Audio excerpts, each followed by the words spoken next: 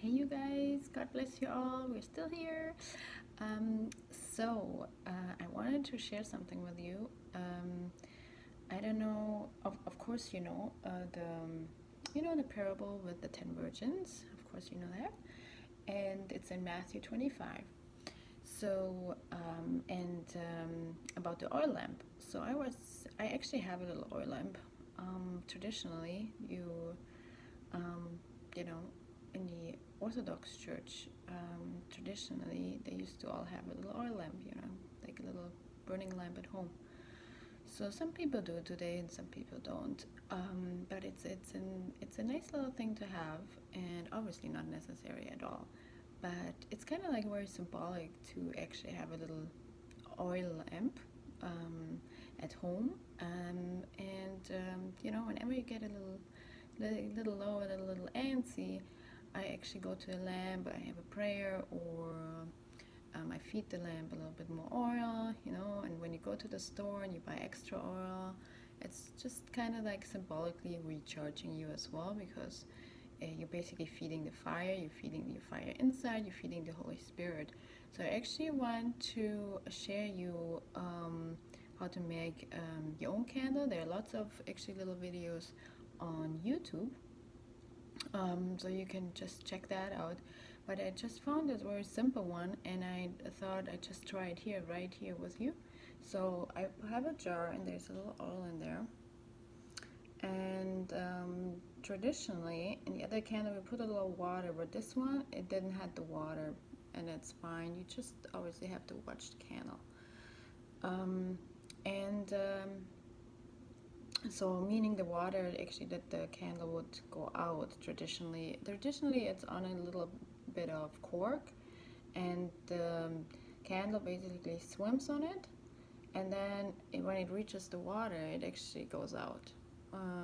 But this one, I know it's probably hard to find the one with the cork swimming on top, and I found a version where you have a wire and you use a piece of cotton string. I actually used a little bit of a towel because I didn't have string, so I don't know if it works right now. And you want that it sits in there in the jar. Basically, you hold it on here, and then it just touches basically the bottom. So you have to. It's just kind of barely over the oil, peeking out basically. So let's just try to figure out just the right length. So it's a little bit a challenge, because I also have not very thick wire. Somebody also made it with a clothes hanger, the wired clothes hangers. They're much stronger, so I think that would work much better. But I'm just trying this now with you, so you can figure this maybe out yourself. And let's just turn it on, and I hope I'm not setting myself on fire, because honestly, I've never done this like that. Okay, let's see. I will show it to you in a second. Just barely touching, it says. I have a blade here if it doesn't work. Yeah, I think this wire is a little bit too flimsy, and my wick too strong, basically. There, so there it would burn. But it's still a little bit setting too high. The flame is basically too big. You know what? Take it off. Maybe we just cut it in place. I don't know. Make it like a bonfire here right now. It's like a little bit challenging to find out right exactly where it should go. So this is quite a big flame. I think my wick, I need a thinner wick, but so it's just an idea. You can look this up online, okay? Because look, you will have a little candle here. See that? And it's actually burning nicely. So this is not obviously the traditional way where it's swimming on top. I think that's much a safer way, because you have the water on the bottom, okay? And also it's yeah, it just feels much safer with the water. So you do just watch your candle. You can turn it on when you feel low, and you know, and you just want to have a little prayer time. And it's just very symbolic with the oil that you have a lot, enough oil in the house. And yeah, you can use actually the best thing is to use olive oil, right? The real olive oil.